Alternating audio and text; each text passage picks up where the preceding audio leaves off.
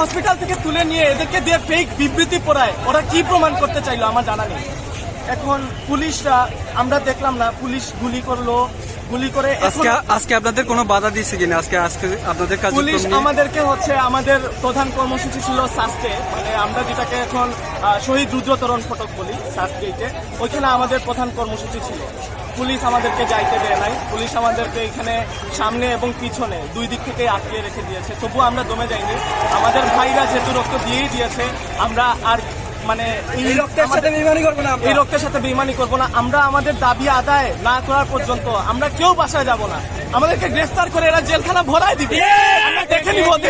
আমরা দেখে নিব ওদের জেলখানায় কত জায়গা আছে।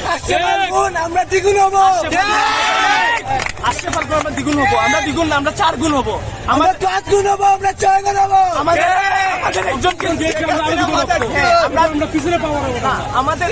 যদি এরা ধরে নিয়ে যায়, আমরা 10 জন দাঁড়ায় যাবো। ওরা কত সময় আমাদেরকে দমন নিপীড়ন করতে পারে। আজকে আমরা ছাত্ররা, আমাদেরকে ওরা রিমান্ডে নিয়ে যাচ্ছে। ওরা বলছে আমরা নাকি জামাত শিবিরের লোক। জামাত শিবিরের লোকরা যদি থাকতো আপনারা খবর পাইতেন, জায়গায় জায়গায় আগুন লাগে, কোনো সহিংসতা হচ্ছে না, কিচ্ছু না। আমাদেরকে এরপরে ওরা হাত করা পড়ায় কোর্টে নিয়ে যাচ্ছে, গ্রেফতার করছে। এরকম স্বৈরাচারিতা আমরা মানবো না, আমরা এরকম স্বৈরাচারিতা। Thank you. আমি আপনারা সবাই সাধারণ জনগণ এখন ছাত্রদের পাশে দাঁড়াবেন, কারণ একবার যদি ছাত্রদের মুখ এরা বন্ধ করে ফেলে, আপনারা কেউ আর মাথা